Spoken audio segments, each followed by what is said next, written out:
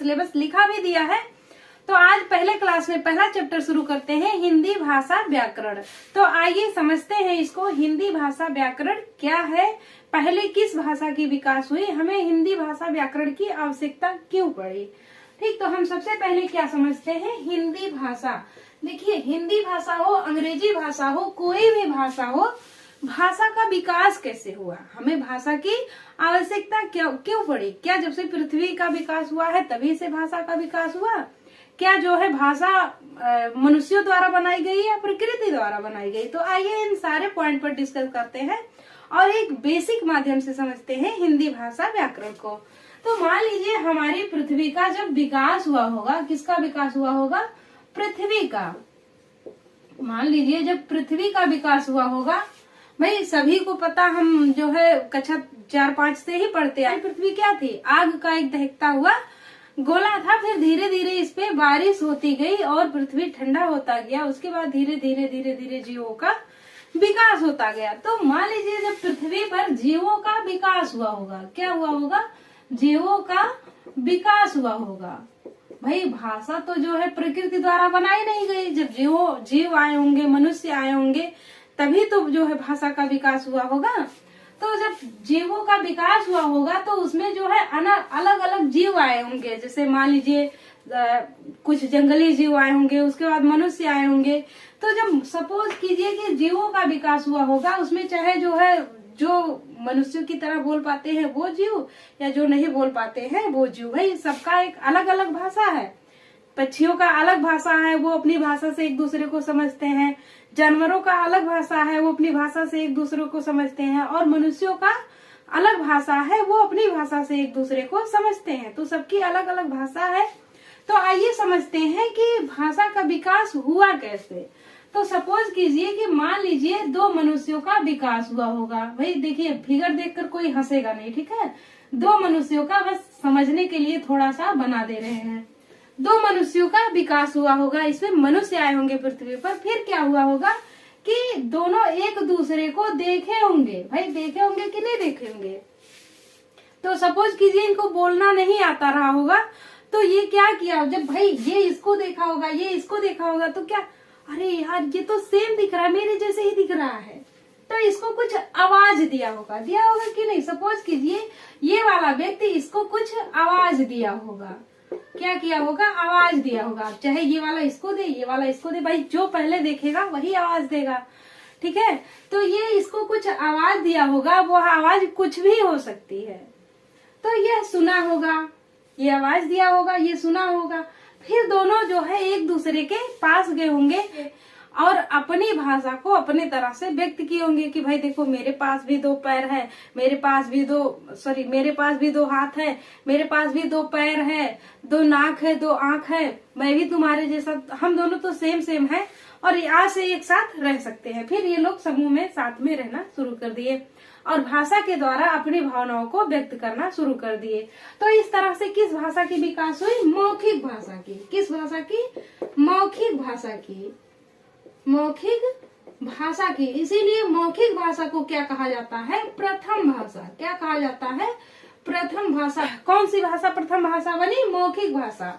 भाई ये दोनों पहले लिखकर थोड़ी ना व्यक्त किए होंगे, एक दूसरे को देखे होंगे, इशारा किए होंगे, आवाज दिए होंगे, फिर साथ में रहना शुरू किए होंगे और अपनी अपनी भावनाओं को व्यक्त करना शुरू किए होंगे, समझना शुरू किए होंगे। तो इस तरह से भाषा का विकास हुआ होगा। ऐसा ही तो हुआ होगा। भाई आप लोगों के समझ में जो आता है आप लोग बताइए, हम तो अपने हिसाब से बता रहे हैं कि इसी तरह से भाषा का विकास हुआ होगा।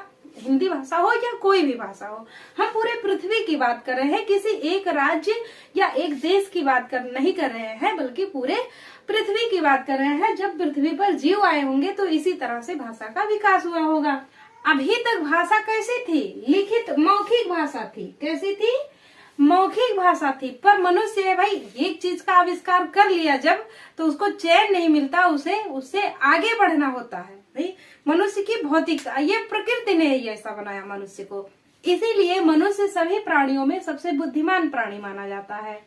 तो अब इसके पास मौखिक भाषा का तो विकास हो गया, अब इसे जरूरत थी लिखित भाषा की। भाई धीरे धीरे जो है जनसंख्या बढ़ती गई, लोग अपने आजीविका के लिए इधर उधर होते गए, तो इनको अपनी भावनाओं को व्यक्त करने के लिए, सॉरी, अपनी भावनाओं को एक दूसरे तक पहुंचाने के लिए लिखित भाषा की जरूरत थी। भाई मौखिक भाषा का अस्तित्व तो ज्यादा नहीं था, क्योंकि यहाँ पे व्यक्ति कुछ और कहा, थोड़ी दूर जाएगा कुछ और कहेगा, और थोड़ी दूर जाएगा कुछ और कहेगा। सपोज कीजिए कोई राजा था और वो राजा जो है पूरी प्रजा का देखभाल कर रहा था। तो एक दिन क्या हुआ कि राजा थोड़ा बीमार पड़ गया। तो कुछ दरबारियों ने अंदर कहा कि भाई राजा का आज सेहत ठीक नहीं है, राजा थोड़ा बीमार है। पर बात जब दरबार से थोड़ा बाहर पहुंचा, दरबार से, तो राजा बहुत ज्यादा बीमार है। पर जब वही बात समाज में पहुंचा तो किसी ने क्या कहा कि राजा तो मर ही गए। मौखिक भाषा जो है, यहाँ व्यक्ति कुछ और कह रहा है, थोड़ी दूर जाएगा कुछ और हो जाएगा, या अगला व्यक्ति कहेगा तो उसको बढ़ा चढ़ा के कुछ और कहेगा। सिंपल सी बात है, हम जो आपको समझा रहे हैं यही कोई भी व्यक्ति सुनेगा और वो बोलना चाहेगा तो उसकी भाषा थोड़ी चेंज होगी या ज्यादा चेंज होगी, पर भाषा चेंज हो जाएगी उसकी। वो कुछ और उसमें अपना शामिल कर देगा या इसमें से कुछ काट देगा। तो इन्हें अब किसकी आवश्यकता पड़ी? लिखित भाषा की, कि भाई अब भाषा को लिखना चाहिए। मनुष्य है वैसे भी जो रोज नए नए आविष्कार करता रहता है, तो इन्हें किसकी जरूरत पड़ी? भाषा को लिखने की। सबसे पहले हम समझते हैं कि हिंदी भाषा व्याकरण क्या है। हिंदी भाषा हो या कोई भी भाषा हो, भाई अब इन्होंने आविष्कार जब किया लिखने का, तो देखिए कोई भी चीज जब नया नया होता है तो क्या लगता है कि यह एकदम सही है, बढ़िया है, ठीक ढंग से है। तो इस तरह से इन्होंने हिंदी भाषा या व्याकरण की परिभाषा क्या दिया, आइए देखते हैं। किसी कार्य को करने का सही नियम ही क्या कहलाता है? व्याकरण कहलाता है। तो इसी को इन्होंने क्या कहा कि किसी कार्य को करने का जो सही तरीका होता है उसी को व्याकरण कहा जाता है। तो यहाँ पर आइए देखते हैं हिंदी व्याकरण का अर्थ क्या निकला। क्या जो हिंदी भाषा का व्याकरण था, सॉरी, इन्होंने व्याकरण का नियम क्या दिया कि किसी भी कार्य को करने का जो सही तरीका है, जो सही ढंग है, उसे व्याकरण कहते हैं। और यहीं पर हिंदी भाषा के सेंस में हम देखें तो किसी भाषा को लिखने पढ़ने का जो सही नियम है, जैसे लिखने पढ़ने और बोलने का जो सही नियम है, उसे भाषा का व्याकरण कहते हैं। वहीं पर हिंदी भाषा व्याकरण का देखें तो हिंदी भाषा को सही लिखना, बोलना, पढ़ना ही क्या कहलाता है? हिंदी भाषा व्याकरण कहलाता है। तो आइए देखते हैं वर्ण और वर्णमाला का आविष्कार किया कैसे हुआ, वर्ण और वर्णमाला कैसे लिखा गया। तो आइए देखते हैं वर्ण एवं वर्णमाला क्या है, लिखित भाषा का विकास कैसे हुआ, भाषा लिखी कैसे गई। तो सपोज कीजिए कि पहले क्या हुआ होगा, कुछ चिन्ह बनाया गया होगा। भाई किसी ने पत्ते वगैरह किसी भी चीज पे कुछ चिन्ह बनाया होगा, इस तरह से टेढ़ा मेढ़ा कोई भी चिन्ह बनाया होगा। फिर क्या किया होगा कि इस तरह से वर्ड लिखना शुरू किया होगा, कुछ शब्द लिखा होगा, आ का खा, कोई भी कुछ भी, सपोज कीजिए कोई भी शब्द लिखा होगा, कुछ लिखा होगा। फिर भी इन्हें क्या लगा कि नहीं यार, यहाँ तो अभी भी भाषा का विकास, लिखित भाषा नहीं हुआ। हम भाई लिखित भाषा का मतलब क्या है कि हम अपनी भावनाओं को पूरी तरह से व्यक्त कर सके। पर यहाँ पर अभी भी कोई भी भाषा का यहाँ अभी भी कोई भी भावना व्यक्त नहीं हो रही है। यहाँ पर केवल एक वर्ण का विकास हुआ। फिर क्या हुआ कि इन लोगों ने सोचा यार इसको तो बना लिए हैं, अब इसमें कुछ आगे किया जाए। फिर क्या हुआ कि इन शब्दों को जोड़कर इन वर्णों को मिलाकर कुछ शब्द बनाया इन्होंने। जैसे का को उठा लिया, माँ को उठा लिया, ला को उठा लिया, तो इस तरह से एक शब्द बनाया। कमल, बड़ा आ को उठा लिया, माँ को उठा लिया, इस तरह से शब्द बनाया आम। यानी कि वर्णों को जोड़कर क्या बनाया होगा, शब्द बनाया गया होगा। भाई इसी तरह से तो विकास हुआ होगा, वर्णों को जोड़कर शब्द बनाया गया होगा।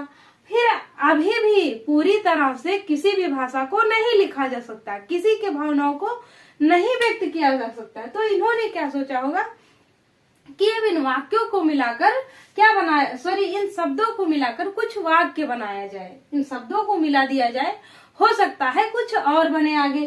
तो आगे इन्होंने क्या किया कि शब्दों से वाक्य बनाया। इन शब्दों को उठा लिया, जैसे कमल उठा लिया, कमल का फूल सुंदर है। यहाँ पर क्या किया इन्होंने, एक वाक्य बनाया।